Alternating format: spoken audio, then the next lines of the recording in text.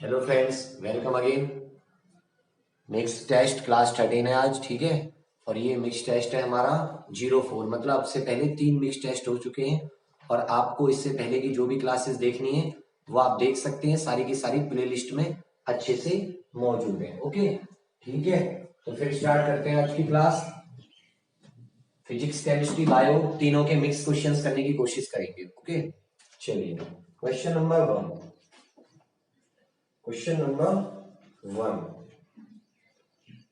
1 है आज का कि जो आपके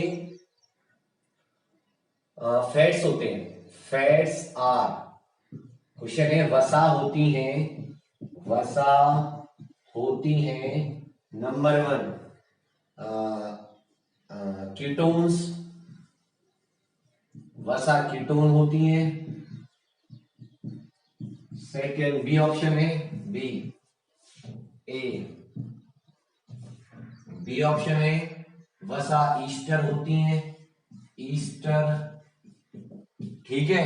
ऑप्शन नंबर सी कहता है कि वसा प्रोटीन्स होती हैं, वसा प्रोटीन्स होती हैं। और डी ऑप्शन है कि वसा जो होती है वो एमाइंस होती हैं। वो क्या होती हैं? अमाइन होती हैं। फटाफट से आप बताएंगे कि एक्चुअल में फैट जो होते हैं वो होते क्या हैं। ठीक है, बहुत अच्छा आंसर है ईस्टर, शाबाश। ईस्टर होते हैं, फैट जो होते हैं बच्चा वो ईस्टर होते हैं, ठीक है। ओके, शाबाश, बहुत अच्छे।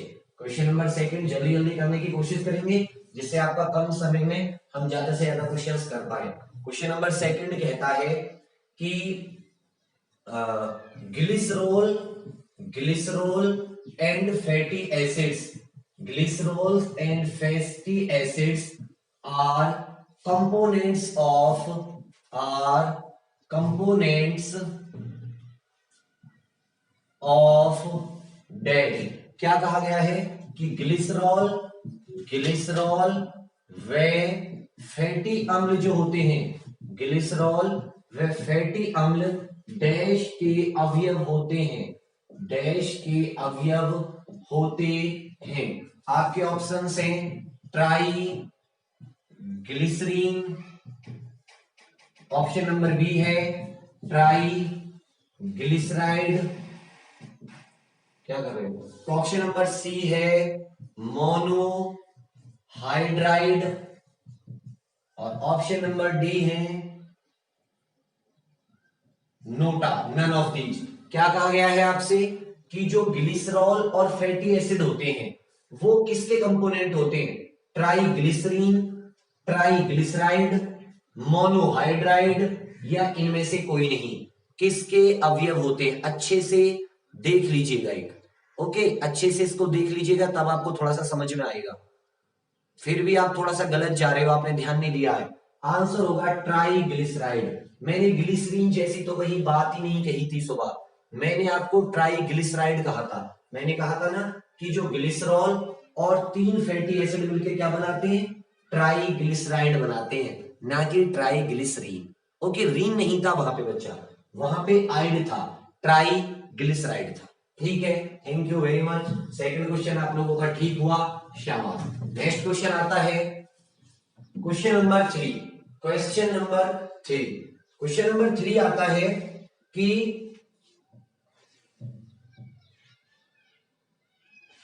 एक सेकंड देख लेता हूं कौन कौन से क्वेश्चन आते हैं।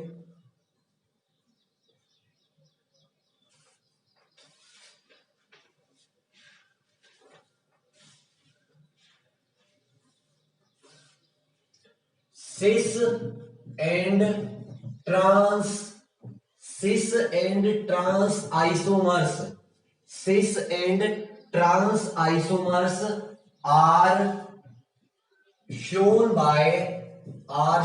by dash. क्या कहा गया है? सिस व ट्रांस आइसोमर किसके द्वारा प्रदर्शित होते हैं? किसके द्वारा प्रदर्शित होते हैं, मतलब किसमें प्रदर्शित होते हैं? ऑप्शन नंबर ए है सैचुरेटेड हाइड्रोकार्बन या सैचुरेटेड फैटी एसिड, संतृप्त फैटी एसिड, संतृप्त fatty acid. Option number B है अनसेचुरेटेड, अनसेचुरेटेड जिसको हम असंतृप्त भी बोल सकते हैं। ऑप्शन नंबर सी है both A and B, both A and B, A और बी दोनों। और ऑप्शन नंबर डी है नन ऑफ दीज, तीनों में से कोई नहीं, चारों में से कोई नहीं। क्या क्या कहा गया है यहां पे कि सिस और ट्रांस आइसोमर किसके द्वारा प्रदर्शित होते हैं, किसके द्वारा शो किए जाते हैं। मतलब सिस जिसमें क्या होता है कि हाइड्रोजन जो होती है वो दोनों एक तरफ होती है, हाइड्रोजन जो दोनों होती है वो एक तरफ होती है, जिससे जो मॉलिक्यूल होता है उसमें एक तरह का मोड़ आ जाता है, बेंड आ जाता है। जबकि ट्रांस जो होती है उसमें जो हाइड्रोजन होती है वो दोनों तरफ होती है, अपोजिट डायरेक्शन में, जिससे कि ये जो चेन होती है ये बिल्कुल स्ट्रेट होती है। तो आपका आंसर होगा अनसेचुरेटेड हाइड्रोकार्बन, क्योंकि जिसमें डबल बॉन्ड ट्रिपल बॉन्ड होता है उन्हीं में ये पाया जाता है।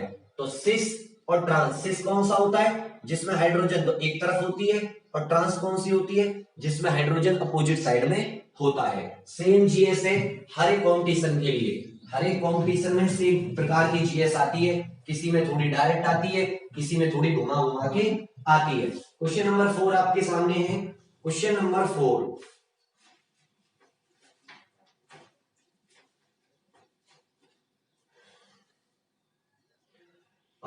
Fats are digested in, fats are digested in dash. वसा का पाचन कहां होता है, वसा का पाचन कहां होता है। क्वेश्चन समझ में आ रहा है, वसा का पाचन कहां पे होता है। ऑप्शन नंबर ए आ जाता है duodenum, duodenum. Option number B आ जाता है कॉलन। ऑप्शन नंबर सी आ जाता है jejunum, jejunum. Option number D आ जाता है इनमें से कोई नहीं। क्वेश्चन कहा गया है fats are digested in, fat का जो डाइजेशन होता है वो कहां होता है, जो हमारे ट्राइग्लिसरीड होते हैं ये कहां पर पचते हैं। वेरी गुड, शाबाश, बहुत अच्छे। लिवर से क्या मतलब बेटा, लिवर तो पाचन में हेल्प ही नहीं करता। हाँ, पाचन में हेल्प करता है बाइल जूस देके, ये बात सही है कि बाइल जूस देता है, लेकिन मैंने पूछा है कहां होता है, वेयर, एक आपको जगह बतानी होगी। तो जो हमारी स्मॉल इंटेस्टाइन होती है, जो हमारी छोटी आंत होती है, उसके 3 पार्ट होते हैं, ड्यूडेनम, इलियम, जेजिनम। तो ये जो ड्यूडेनम नाम का हिस्सा होता है, ये जैसे जहां पे स्टोमक खत्म होता है और स्मॉल इंटेस्टाइन शुरू होती है, तो जो पहला पार्ट आता है वो ड्यूडेनम का आता है। तो ड्यूडेनम में वसा का जो पाचन है वो होता है। ठीक है, फैट्स जो डाइजेस्ट होते हैं वो इसी का काम करते हैं। ठीक है, नेक्स्ट आ जाता है dash enzyme, dash enzyme is helpful in digestion of fats, dash enzyme is helpful in digestion of fats. कौन सा एंजाइम वसा के पाचन में, कौन सा एंजाइम वसा के पाचन में, वसा के पाचन में सहायक होता है, सहायक होता है। कौन सा एंजाइम वसा के पाचन में सहायक होता है। ऑप्शन नंबर ए है लाइपेज, ऑप्शन नंबर बी है पेप्सिन, ऑप्शन नंबर सी है टाइलिन, और ऑप्शन नंबर डी है इनमें से कोई नहीं। फटाफट से आप बताएंगे साथियों कि कौन सा एंजाइम वसा के पाचन में हेल्पफुल होता है। एक ऑप्शन है आपके पास लाइपेज, एक है पेप्सिन, एक है टाइलिन, एक है नोटा। बहुत अच्छे। लाइपेज कैसे समझोगे, जितने भी एंजाइम होंगे उनका सफिक्स आपको एस मिलेगा, कोई दिक्कत नहीं है। लेकिन जो ये होगा, जो पहले वाले जो पार्ट होंगे जैसे पेप्सिन, तो इसको पता है पेप्टोन्स जो प्रोटीन होते हैं उन पे असर करेगा।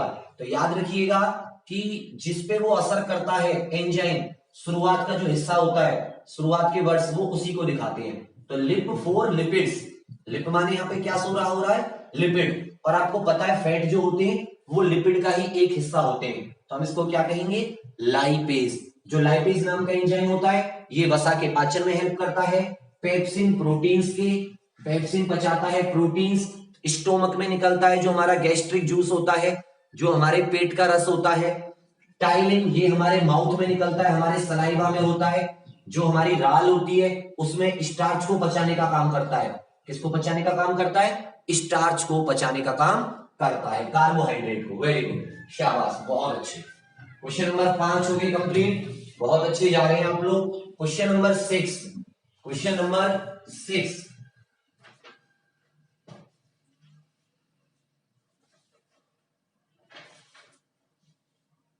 चलिए।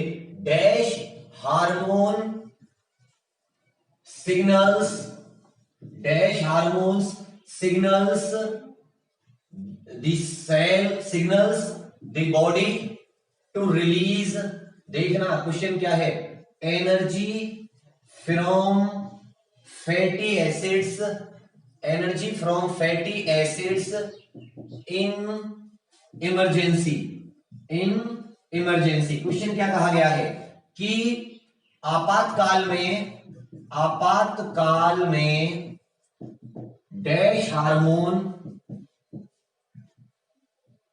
फैटी अम्ल से, फैटी अम्लों से, फैटी अम्लों से ऊर्जा लेने में सहायक होता है या सिग्नल देता है, सहायक होता है या सिग्नल देता है। क्वेश्चन समझ में आ रहा है मैं क्या कहने की कोशिश कर रहा हूं?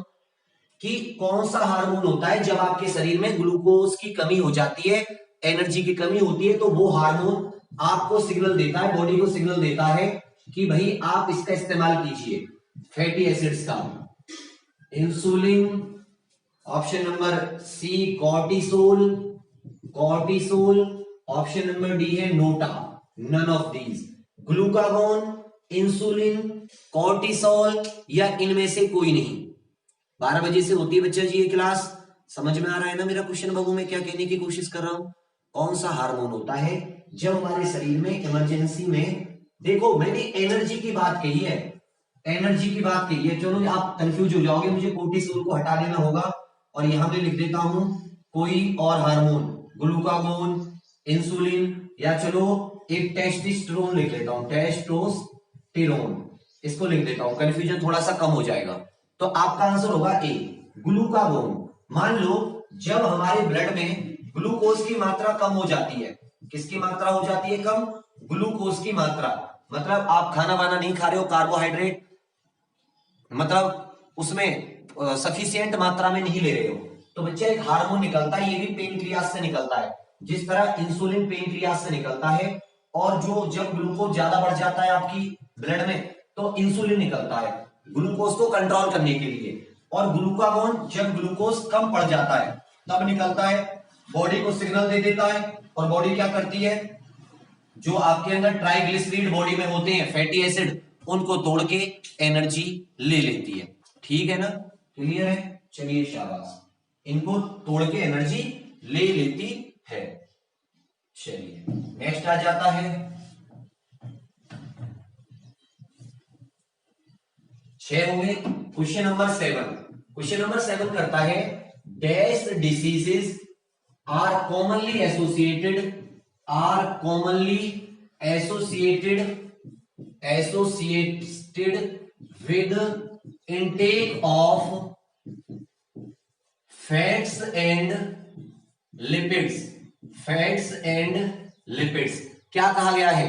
जो डैश डिसीजेस होती हैं, कौन सी बीमारियां, कौन सी बीमारियां, ठीक है ना, कौन सी बीमारियां मुख्यतः, कौन सी बीमारियां मुख्यतः वसा आदि के सेवन से जुड़ी होती हैं, आदि के सेवन से जो आप खाते हो जुड़ी होती हैं।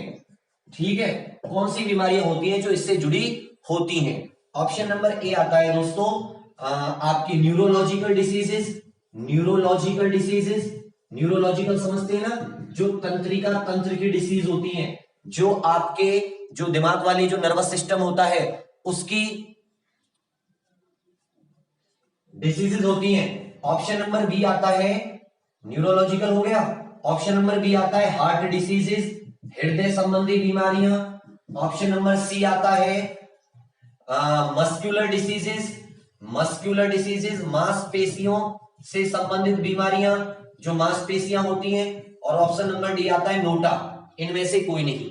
कौन सी बीमारियां की जो उधर मत चला, अभी इधर चल जाने दे, ठीक है। तो कौन सी बीमारियां आपको अधिक होने के चांस होते हैं? बहुत अच्छे, हार्ट डिसीजेस। कौन सी बीमारियां होने के चांस ज्यादा होते हैं आपको? हृदय की बीमारियां, क्योंकि बच्चा जो हृदय के अंदर रक्त पहुंचाती है वे जो आर्टरीज होती है ना, एक तो वो होती पतली है, दूसरी उनके अंदर जो होता है वसा क्या होता है उनको ब्लॉक कर देती है, और इस बीमारी को बोलते हैं ऑर्थीरोस्क्लेरोसिस। ऑर्थीरोस्क्लेरोसिस न्यूरोलॉजिकल, मैंने यहाँ पे कॉमनली कहा है, यहाँ पे जो मैंने शब्द है ना बच्चा वो कॉमनली का इस्तेमाल किया है, तो वो वाली बात जो न्यूरोलॉजिकल वाली बात है वो यहाँ पे थोड़ी सी फिट नहीं बैठती, क्योंकि मैंने यहाँ पे मुख्यतः ज्यादातर कहते हैं कोलेस्ट्रॉल, फैट, लिपिड वगैरह आप खाते हो तो उससे हृदय संबंधी बीमारियां होने का डर ज्यादा होता है। बहुत अच्छे, शाबाश।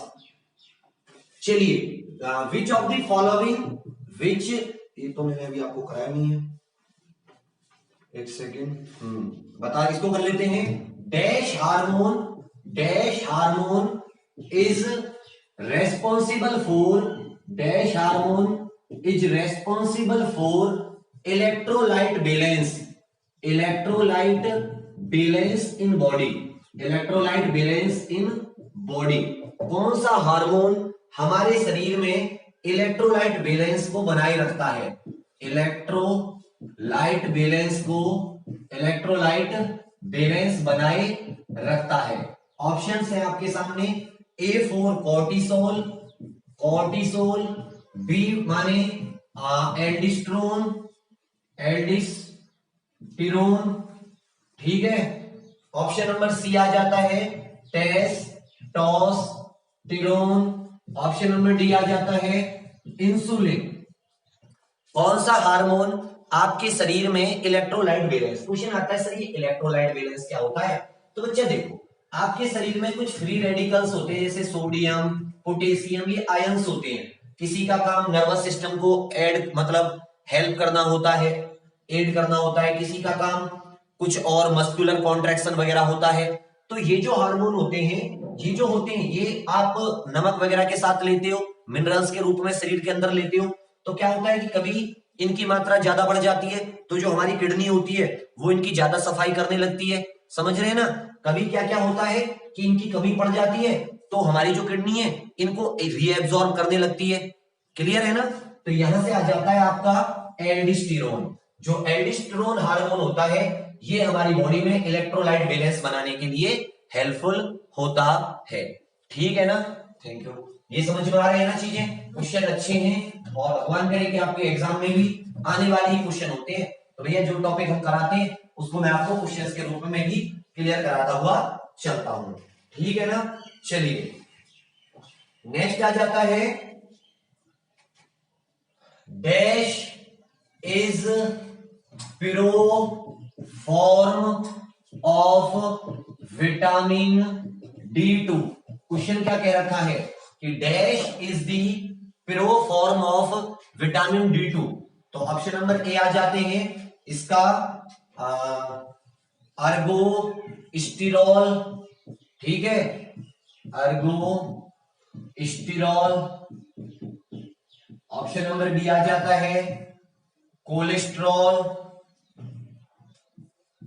कोलेस्ट्रॉल। ऑप्शन नंबर सी आ जाता है ट्राइग्लिसराइड और ऑप्शन नंबर डी आ जाता है इनमें से कोई नहीं। क्वेश्चन क्या कहा गया है आपसे, इनमें से कौन सी मतलब विटामिन D2 का प्राथमिक रूप होता है, विटामिन D2 का इनमें से कौन सा प्राथमिक रूप होता है, मतलब पहले वो होता है बाद में वो क्या बन जाएगा, बाद में वो विटामिन D2 बन जाएगा, लेकिन शुरुआत में हमारी बॉडी में वो उसी रूप में पाया जाता है प्राथमिक रूप में। तो आंसर आ जाएगा आपका अर्गिस्टेरॉल। ये एक लिपिड कंपाउंड ही होता है, स्टीरोल जो होते हैं लिपिड कंपाउंड ही होते हैं। तो जो ये अर्गोस्टेरॉल होता है ये मैं आपको बता चुका हूं कि जब इस पे यूवी रेज पड़ती है, कौन सी रेज पड़ती है, पराबैंगनी किरणें, यूवी रेज, तो यूवी रेज पड़ने से क्या होता है कि ये किस में बदल जाता है, विटामिन D2 में। तो प्रो माने थोड़ा विटामिन D2 की तरफ झुकाव, मतलब इसका झुकाव रहता है। तो आंसर क्या हो जाएगा इसका, अर्गिस्टिरोल। ठीक है भैया, ये जो अर्गिस्टिरोल होता है यही विटामिन D2 का प्राइमरी कह लो या उसका प्रो फॉर्म होती है। क्वेश्चन नंबर 10 आ जाता है, dash provides more energy in comparison to other, dash provide more energy in comparison to others, in comparison to other, in comparison to other, इससे ज्यादा ऊर्जा मिलती है, ये कह सकते हैं इससे ज्यादा मात्रा में ऊर्जा मिलती है, ज्यादा मात्रा में ऊर्जा मिलती है। ठीक है, ऑप्शन नंबर ए आ जाता है आपकी तरफ फैट, वसा। ऑप्शन नंबर बी आ जाता है कार्बोहाइड्रेट, कार्बो, तो मैं इसको शॉर्ट में लिख दे रहा हूं, कार्बोहाइड्रेट, हाइड्रेट। ठीक है ना, कार्बोहाइड्रेट। ऑप्शन नंबर सी आ जाता है प्रोटीन्स, प्रोटीन्स। और ऑप्शन नंबर डी आ जाता है नोटा, ऐसे समझ लो, इनमें से कोई नहीं। किससे ज्यादा ऊर्जा हमें इन तीनों में से मिलती है, बिल्कुल सही, फैट।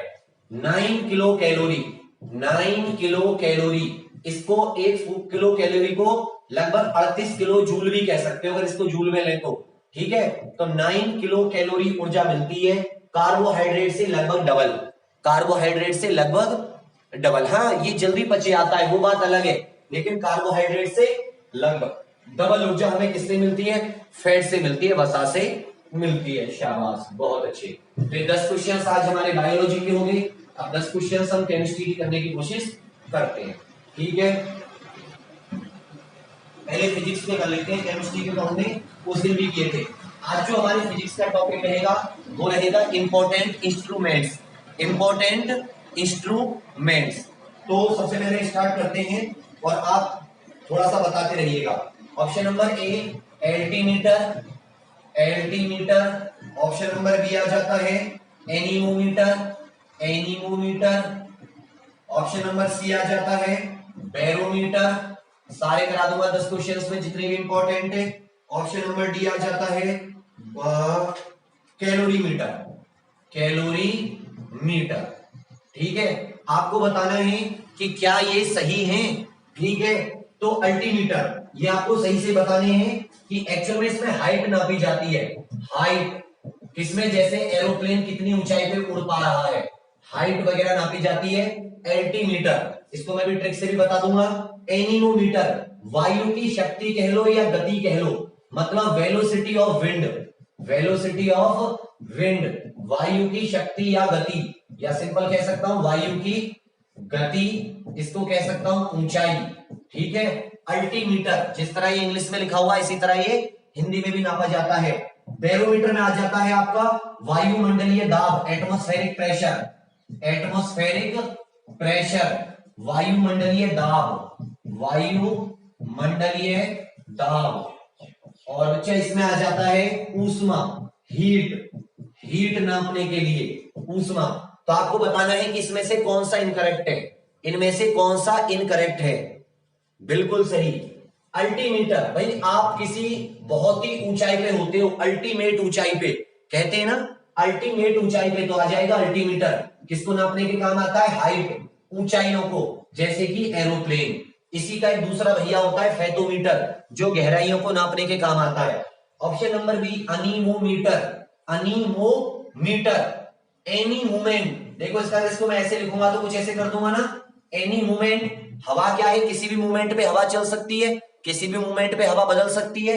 तो एनी मूवमेंट मतलब वायु की गति, विंड की गति, पवन की गति, हवा की गति। क्लियर है। Option number barometer, atmospheric pressure, ये तो बहुत ज्यादा आता है, आपसे इस पे क्वेश्चन पूछा जाता है।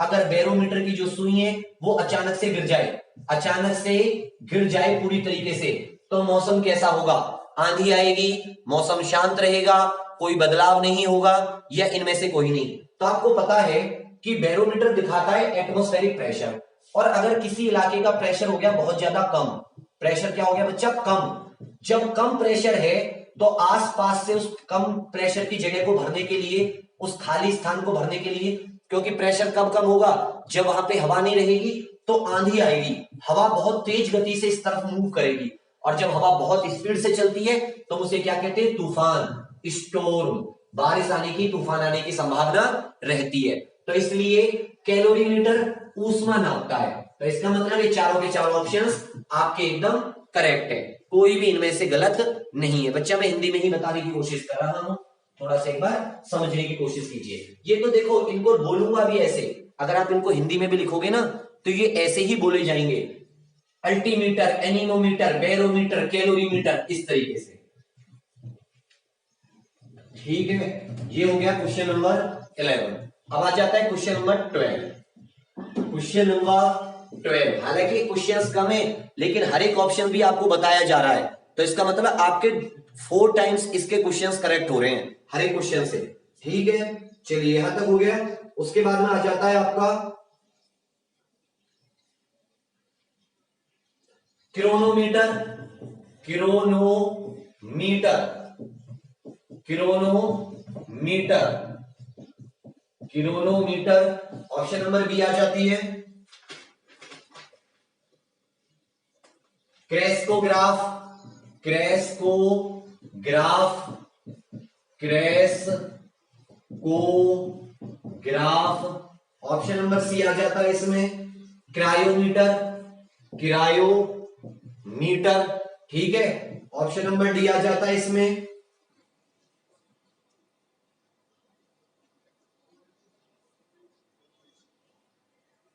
इलेक्ट्रोइंसिफेलोग्राफ,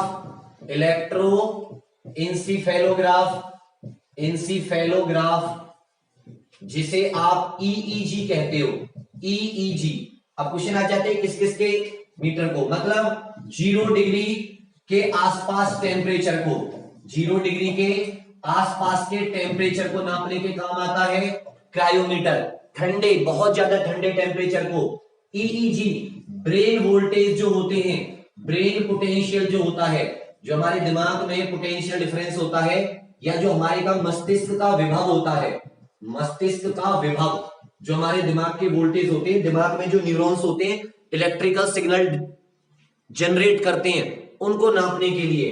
क्रेस्कोग्राफ, प्लांट्स की ग्रोथ को नापने के लिए, प्लांट्स ग्रोथ, पौधों की वृद्धि, जो पौधे होते हैं उनकी वृद्धि को नापने के लिए कि पौधों में कितनी वृद्धि है। और क्रोनोमीटर होते हैं पानी के जहाज में टाइम, पानी के जहाज में टाइम, ठीक है।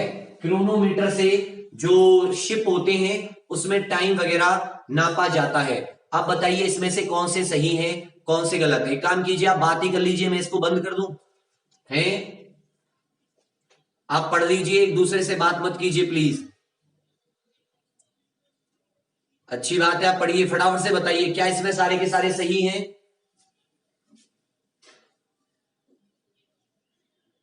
शाबाश,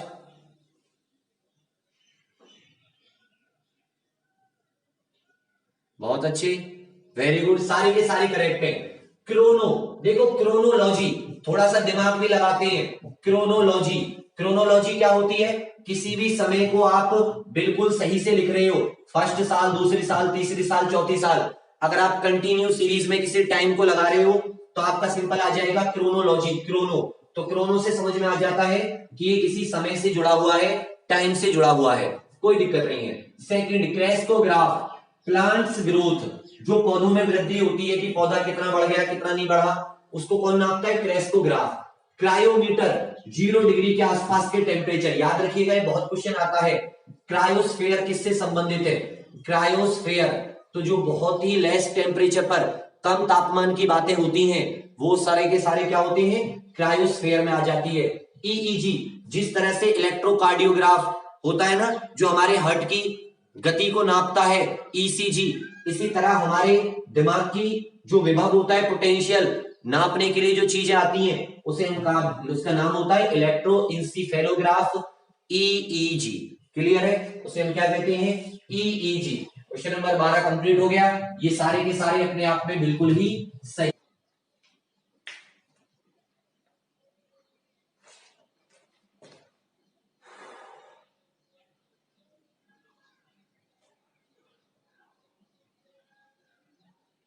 अब ठीक है ना? अरे अब तो कितनी देर बाद आई है, हाँ कितनी देर बाद लौटी है ये। चलिए गुड, ठीक है। चलिए hydrometer, relative density of liquids, relative density of द्रव, जो लिक्विड होते हैं उनकी रिलेटिव डेंसिटी, द्रवों की आपेक्षिक घनत्व, द्रवों का आपेक्षिक घनत्व। हाइड्रोमीटर, गैल्वेनोमीटर होता है intensity of induced current, induced current, विद्युत धारा की प्रबलता, विद्युत धारा की प्रबलता, जो विद्युत धारा होती है, विद्युत धारा की प्रबलता, ठीक है, विद्युत धारा की प्रबलता। फेटोमीटर होता है, इलेक्ट्रोस्कोप होता है कि मतलब polarity of charges, polarity of electric charge, polarity of electric charge, विद्युत आवेश, नेगेटिव है पॉजिटिव है, विद्युत आवेश। और फेटोमीटर होता है गहराई नापने के लिए, किसको नापने के लिए? गहराई या डेप्थ नापने के लिए। ऑप्शंस आपके सामने हैं, फटाफट से बताइएगा क्या आंसर होगा, ठीक है। तो देखो फिर से समझ लीजिए, इलेक्ट्रोस्कोप, तो इलेक्ट्रो से आ जाएगा, इलेक्ट्रॉन नेगेटिव होता है, उसका अपोजिट प्रोटॉन पॉजिटिव होता है, तो वहां से याद कर लीजिएगा, नेगेटिव पॉजिटिव को बताने वाला नेगेटिव चार्ज है या पॉजिटिव चार्ज है, उसे क्या होता है? पोलैरिटी ऑफ इलेक्ट्रिक चार्ज, विद्युत आवेश। इलेक्ट्रोस्कोप, फेथोमीटर, फेथोमीटर गहराई, जैसे कि समुद्र की गहराई, नदियों की गहराई, फेथोमीटर। दूसरी चीज गैल्वेनोमीटर, गैल्वेनोमीटर, तो इंड्यूस करंट देखा था कि जब आप किसी एक सर्किट आपने बना रखा था इस तरीके से, और उस सर्किट के करीब यहां पे आपने गैल्वेनोमीटर लगा रखा था, एक्चुअल में होता तो एमीटर ही है, लेकिन एमीटर थोड़ा सा इंप्रूव्ड हो जाता है। और जब आप इस कॉइल के पास में एक मैग्नेट लेकर आते थे तो एक इंड्यूस करंट जनरेट होता था, ये जो सुइयां इधर चली जाती थी या इसकी डायरेक्शन कभी चेंज भी हो जाती थी। तो इसका मतलब ये जो इसमें होता है बेटा, लाइफ साइंस सुबह 6 बजे होती है, जो अब की बार 5 बजे होने लगेगी, वो क्लास 5 बजे हो जाएगी। तो इसका मतलब ये गैल्वेनोमीटर क्या होता है? इंड्यूस करंट, जो आपने करंट इंड्यूस किया है वो कितनी उसकी ताकत है, वो वाला galvanometer. Hydrometer, relative density of द्रव, लिक्विड की आपेक्षिक घनत्व, कि कौन लिक्विड किससे ज्यादा भारी, जैसे ऑयल भी एक लिक्विड है और भैया आपका वाटर भी एक लिक्विड है, तो वाटर हल्का होता, ऑयल हल्का होता है और वाटर कैसा होता है? भारी। तो इन दोनों की अगर रिलेटिव डेंसिटी की बात आएगी तो आंसर क्या हो जाएगा भैया? हाइड्रोमीटर। आंसर क्या हो जाएगा? Hydrometer, hydrometer. चलिए वेरी गुड। नेक्स्ट आ जाता है question number 14, question number 14, hygrometer. Option number A आ जाता है हाइग्रोमीटर, ऑप्शन नंबर बी आ जाता है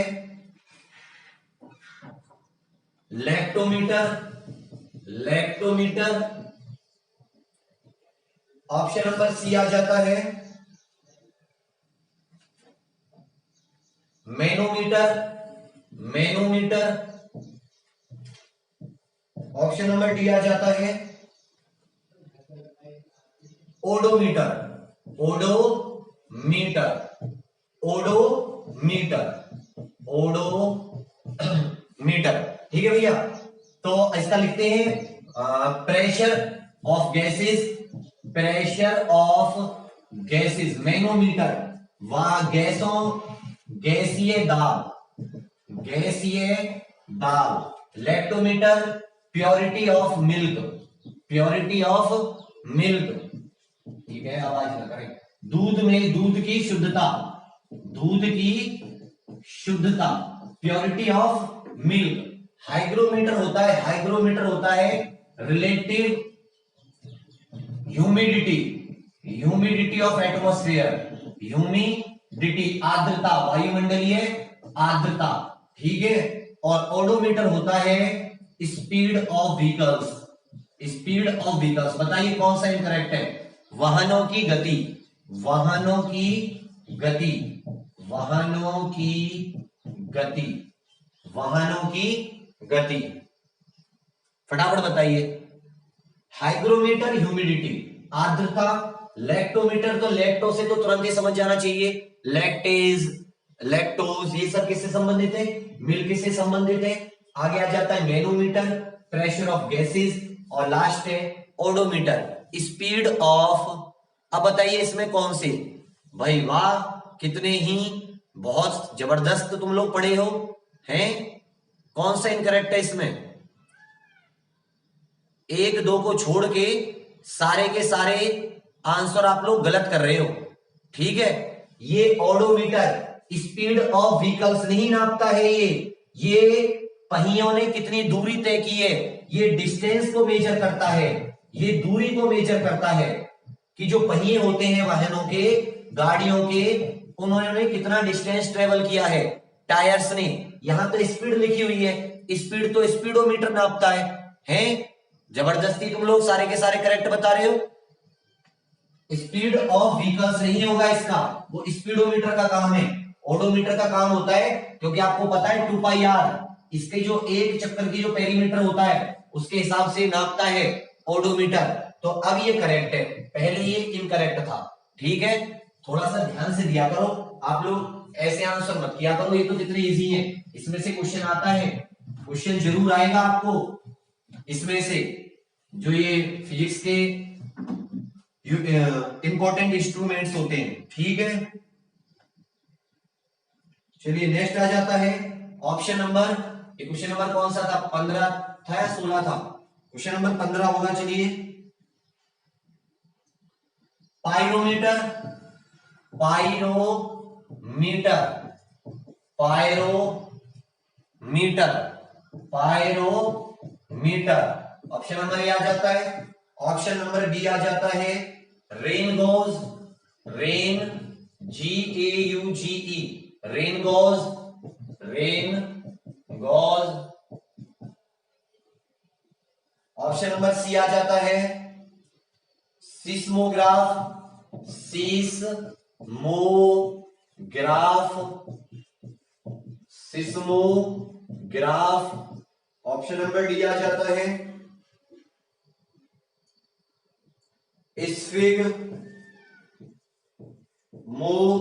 मैनोमीटर, मैनोमीटर, ये आ जाता है स्फिग्मोमैनोमीटर, स्फिग्मोमैनोमीटर। अब इसको देख लेते हैं क्या क्या होता है।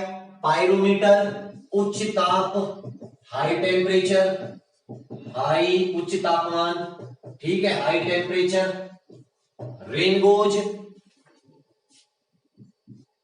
Rain quantity, quantity of rain, वर्षा की मात्रा, वर्षा की मात्रा कितने मिलीमीटर कितने सेंटीमीटर जो वर्षा पड़ी है, वर्षा की मात्रा। Seismograph, volcanic erection, volcanic erection, जो ज्वालामुखी फटते हैं उनका। और स्फिग्मैनोमीटर होता है जो आर्टरीज के अंदर, आर्टरीज में या हमारी जो ब्लड वेसल्स होते हैं उसमें ब्लड प्रेशर, जो हमारा ब्लड प्रेशर होता है, जब आप डॉक्टर की दुकान पे जाते हो तो वो एक ऐसे हाथ में बांध देता है ना पट्टा सा, और ऐसे ऐसे करके उसको करता है, तो वो आपको आंसर है स्फिग्मैनोमीटर, ब्लड प्रेशर, रक्तदाब, रक्तदाब। तो आपको पूछा है कि कौन सा इसमें से इनकरेक्ट है, कौन सा इसमें गलत है, फटाफट से बताइए। बहुत अच्छे, बहुत अच्छे, तो बहुत ही आसान था। पायरोमीटर, e⁴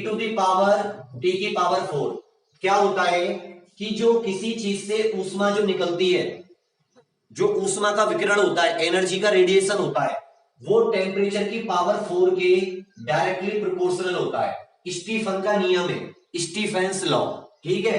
तो उसके आधार पर 800 डिग्री सेल्सियस से ज्यादा के तापमान अगर आपको नापने हो, क्योंकि जब किसी टेम्परेचर 800 डिग्री सेल्सियस से ज्यादा होगा तो वो एनर्जी का रेडिएशन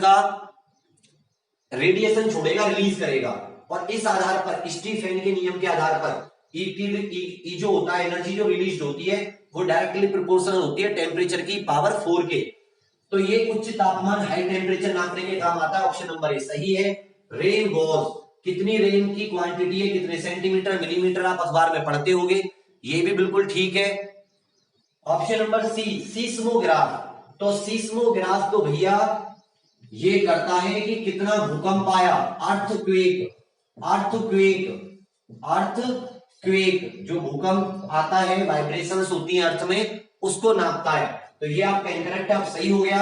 स्फिग्मोमेनोमीटर, स्फिग्मोमेनोमीटर ये भी सही है, रक्त दाब को मापने के काम आता है। यहां तक कोई भी दिक्कत नहीं है, बहुत अच्छे, शाबाश। अब ये चारों के चारों करेक्ट हो गए। क्वेश्चन नंबर 15 हो गए।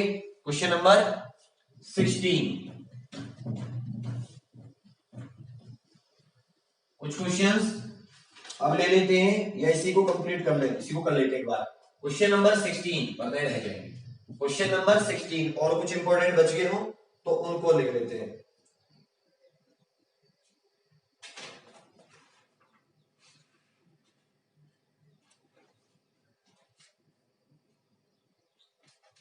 ए वेंचुरीमीटर, वेंचुरीमीटर, वेंचुरीमीटर, वेंचुरीमीटर, ठीक है। ऑप्शन नंबर बी आ जाता है आपका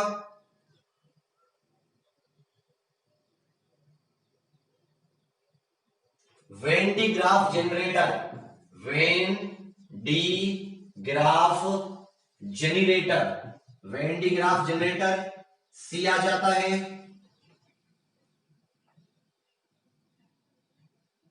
wave meter, wave meter, C है wave meter. Option number D है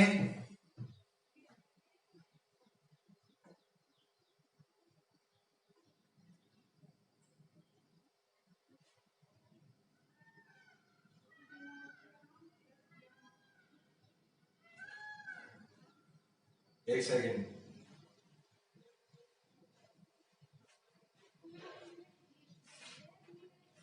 देख लेता हूं कोई और इंपॉर्टेंट सा हो गया। सेकहेरोमीटर, ये भी चलिए ऐसे ही है, इसमें सेकहेरोमीटर। स्पीडोमीटर, स्पीडोमीटर, चलिए स्पीडोमीटर, स्पीडोमीटर। तो वेंचुरीमीटर हो जाता है flow of liquids, flow of fluid मतलब जो द्रव होते हैं, द्रवों क्या प्रभाव, वेंचुरीमीटर क्या हो जाता है, द्रवों का प्रभाव। वेंडीग्राफ हाई वोल्टेज जनरेट करने के लिए, उच्च विभवांतर, हाई वोल्टेज उच्च विभव पैदा करने के लिए, high voltage Van de Graaff generator. Wave meter ये होता है आपका तरंग धैर्य, मतलब वेवलेंथ नापने के लिए, जो तरंग धैर्य होती है ना, वेवलेंथ जिसे लैम्डा से दिखाते हैं। और स्पीडोमीटर होता है गाड़ियों की गति, गाड़ियों की instantaneous speed, instantaneous speed, instantaneous speed होता है कि जब आप मीटर पे नजर डालते हो 30 kilometre per hour, 40 kilometre per hour, उस समय जो मतलब एक खास पल में जो समय होता है, उस समय जो स्पीड दिखाई जाती है उसे हम इंस्टेंटेनियस स्पीड कहते हैं। तो इसके हिसाब से ये चारों के चारों सही हैं।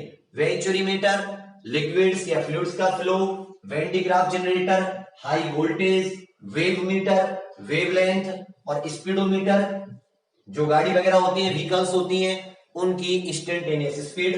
तो ये सारे के सारे सही हैं, ठीक है। क्वेश्चन नंबर 16 हो गए। चलिए शाबाश,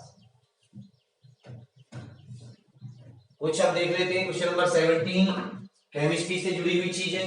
क्वेश्चन नंबर 17,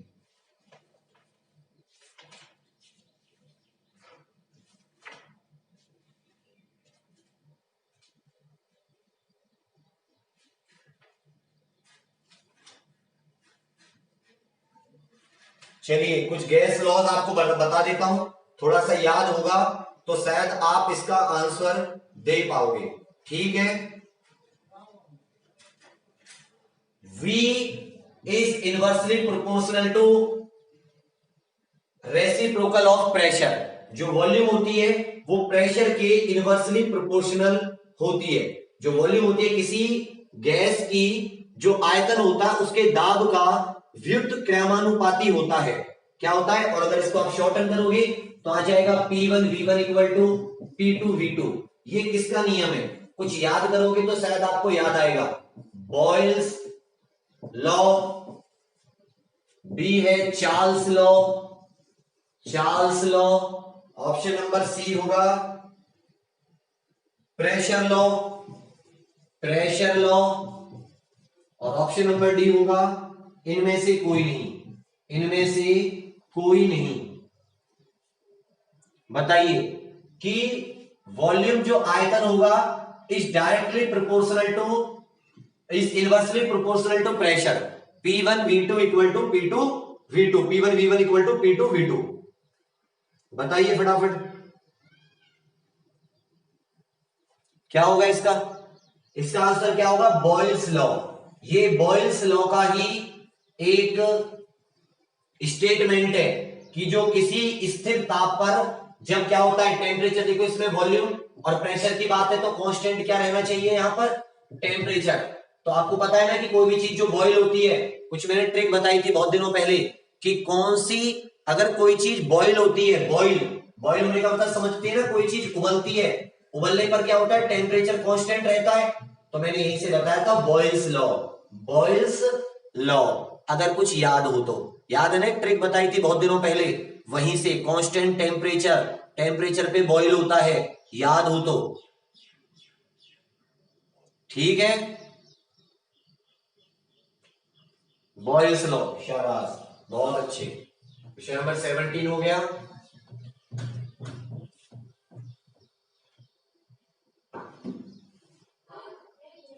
नेक्स्ट आ जाता है, नेक्स्ट जो क्वेश्चन नंबर 18 कहता है कि V is directly proportional to temperature at constant pressure, at constant pressure. कि अगर आपका प्रेशर क्या है, जो दाब है वो स्थिर है, अगर दाब कैसा है? स्थिर, तो जो किसी भी चीज की वॉल्यूम होगी वो किसके प्रोपोर्शनल होगी? वो होगी टेम्परेचर के। यहां से एक स्टेटमेंट भी बना था V1 upon T1 equal to V2 upon T2, constant pressure. ये किसका स्टेटमेंट है? Boyle's law, Charles law, pressure law, pressure दाब नियम, या डी इनमें से कोई नहीं, नन ऑफ दीज। अब बताइए ये किसका नियम होगा कि अगर प्रेशर कांस्टेंट है, दाब कांस्टेंट है, तो जो आयतन होता है वो टेम्परेचर के डायरेक्टली प्रोपोर्शनल होता है। कुछ ट्रिक से बताई थी कि मान लो चार, अगर चार चांटे, अगर एक चार उंगलियां हमारे गाल पे पड़ती हैं तो प्रेशर से अंदर की तरफ चला जाएगा गाल। तो सिंपल सी बात आ जाती है कि अगर स्थिर दाब होगा और आयतन तापमान के समानुपाती होगा तो भैया कौन सा लॉ आ जाएगा? चार्ल्स लॉ, क्योंकि इसमें चार उंगलियों की बात की जा रही है, चार्ल्स लॉ। ठीक है ना? Very good. कितने क्वेश्चन हो गए? Question number 18। क्वेश्चन नंबर 19 आ जाता है। क्या आ जाता है? Question number 19। Question number 19, absolute temperature, absolute temperature क्या होता है? परम ताप, परम ताप। ऑप्शन नंबर ए है 273 degree Celsius, B -273 degree Celsius, option number सी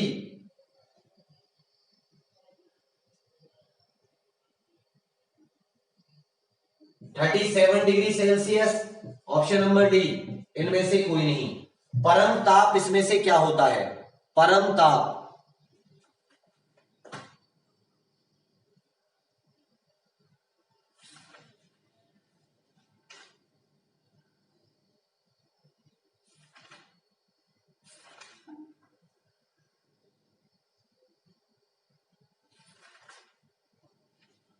परम ताप बहुत अच्छे। तो इसका आंसर क्या हो जाएगा बच्चा? -273 डिग्री सेल्सियस। एक ऐसा टेम्परेचर जहां पे सारी की सारी मॉलिक्यूलर एक्टिविटी जो होती है, सारी की सारी मॉलिक्यूल्स की जो भी वेलोसिटी या जो भी उनके अंदर काइनेटिक एनर्जी वगैरह होती है वो जीरो हो जाती है। कह सकता हूं कि जो उनकी वाइब्रेशंस होते हैं, आपको पता है कि जब भी मॉलिक्यूल्स या एटम्स किसी के चीज के अंदर होते हैं तो वो वाइब्रेट करते रहते हैं। क्या करते रहते हैं? वाइब्रेट। ये एक ऐसा टेम्परेचर है, एब्सोल्यूट टेम्परेचर -273 डिग्री सेल्सियस, कि इस पे जाकर जितनी भी परमाणविक गति होती है, मॉलिक्यूलर मोशन होता है, वो एकदम शून्य हो जाता है। इसमें 0.16, 16 या 0.15 भी आप जोड़ सकते हैं, कोई भी दिक्कत नहीं है। Question number 20, question number 20, question number 20।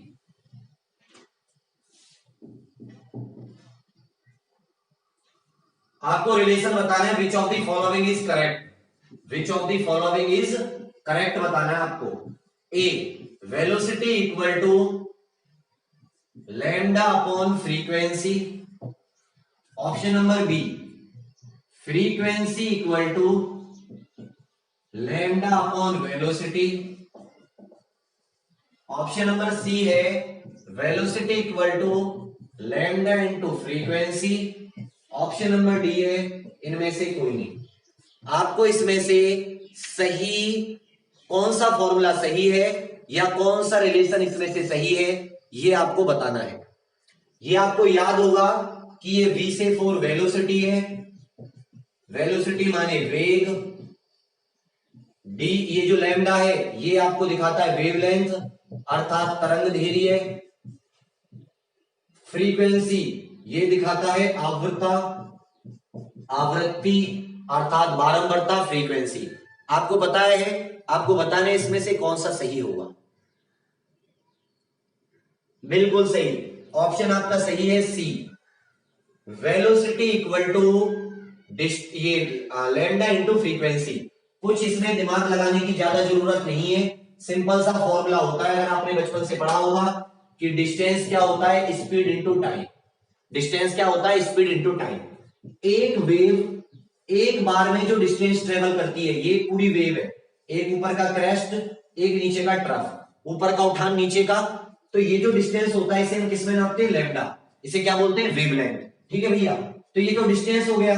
अब यहां तक आने में इसने कोई टाइम भी तय किया होगा, कुछ टाइम लगा होगा इसे, और टाइम लगा होगा, इसकी कुछ स्पीड भी होगी।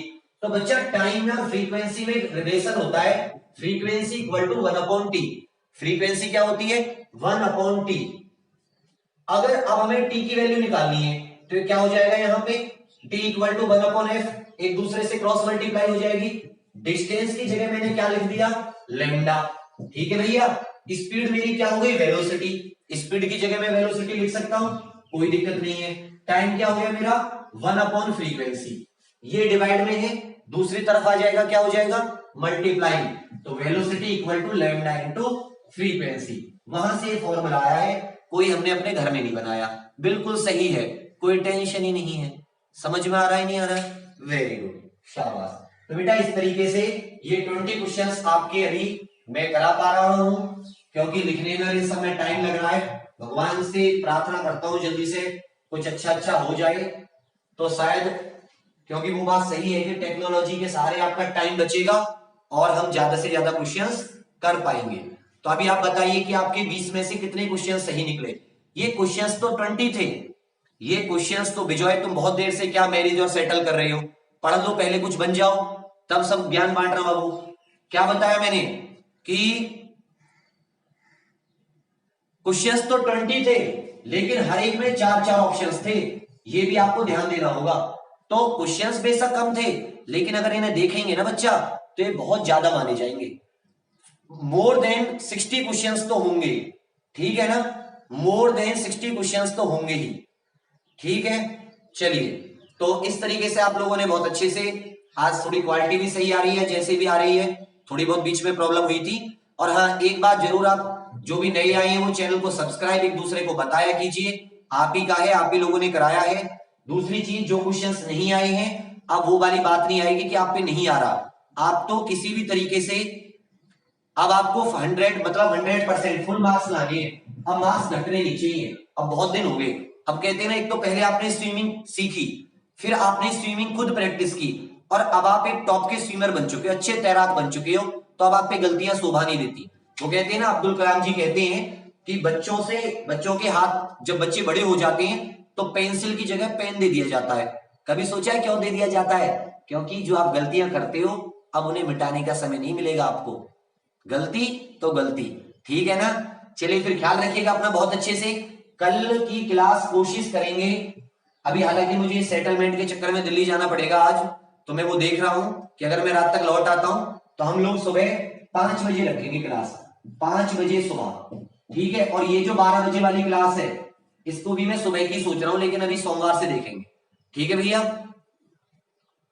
समझ में आ गया ना? तो लाइक शेयर करना मत भूला कीजिए। लाइक का तो चलो कोई बात नहीं, पर शेयर जरूर कर दिया कीजिए, ठीक है। थैंक यू, जय हिंद। और यूपी का जो एग्जाम है वो ये है कि कल हमारा जो केस नंबर है वो 201 था, ठीक है। और जो जज साहब है उनके कोर्ट में कल 41 तक की सुनवाई हो पाई, 41 हो पाई है सोमवार मंगल में, बुध बृहस्पति में। तो अब आज शुक्रवार हो गया, 201 तक पहुंचने में 2 से 3 दिन लगेंगे। अच्छे वकील साहब हैं जो और लोग बैठे हुए थे कोर्ट में, अच्छे से फैसला ले रहे थे और केसों के बारे में, तो हो सकता है आपके बारे में भी अच्छा ले, तो टेंशन मत लीजिएगा। 201 केस नंबर है, और अपना इसमें जब भी सुनवाई की डेट आएगी, 41वें पे थे कल वो, अब देखते हैं बढ़ के 201 तक कब पहुंचते हैं, ठीक है। ओके फिर, थैंक यू, जय हिंद, ख्याल रखिएगा अपना। कल कोशिश करेंगे अगर मैं दिल्ली से लौट आया शाम तक हराल में, ठीक है। ग्रुप डी की परीक्षा सितंबर, और इसकी एएलपी की भी अगस्त एंड से शुरू होगी, ठीक है फिर। थैंक यू, जय हिंद, ख्याल रखिएगा और पढ़ते रहिएगा, रिवाइज करते रहिएगा, और शेयर करना मत भूलिएगा।